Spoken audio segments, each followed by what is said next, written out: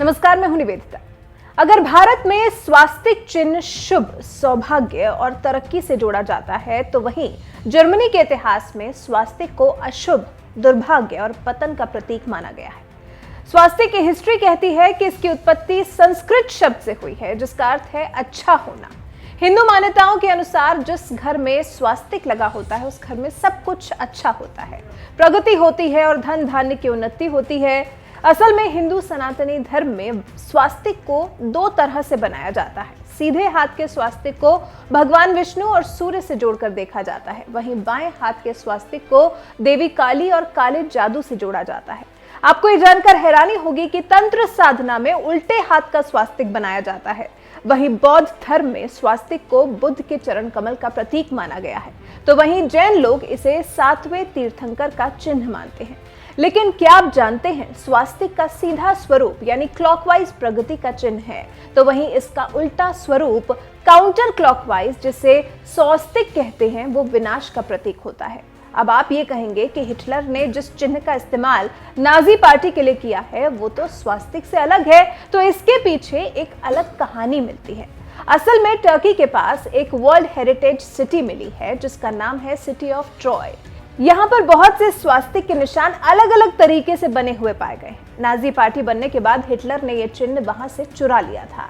जिस तरह से चोरी करके और उल्टे सीधे उसने ये चिन्ह अपनाया, यही उसके और पूरी जर्मनी के पतन का कारण बना। हिटलर ने अपने ऑफिस से लेकर घरों, स्कूलों, कपड़ों पर सभी जगह निशान लगाना अनिवार्य कर दिया। जिस तरह से स्वास्तिक वेलबींग लेकर आता है, उल्टा स्वास्तिक लगाने से उसकी बुद्धि भ्रष्ट हो गई और पूरी जर्मनी को ले डूबा।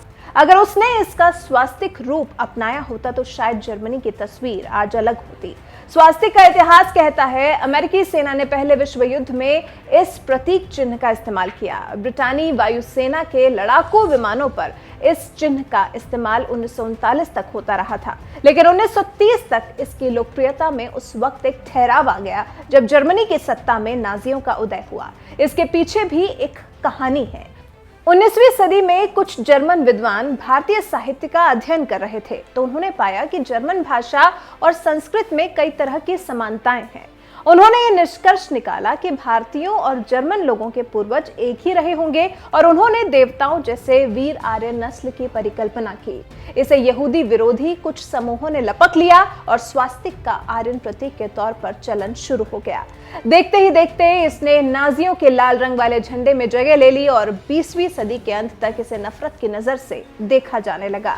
यहूदी लोगों के लिए स्वास्तिक भय और दमन का प्रतीक बन गया।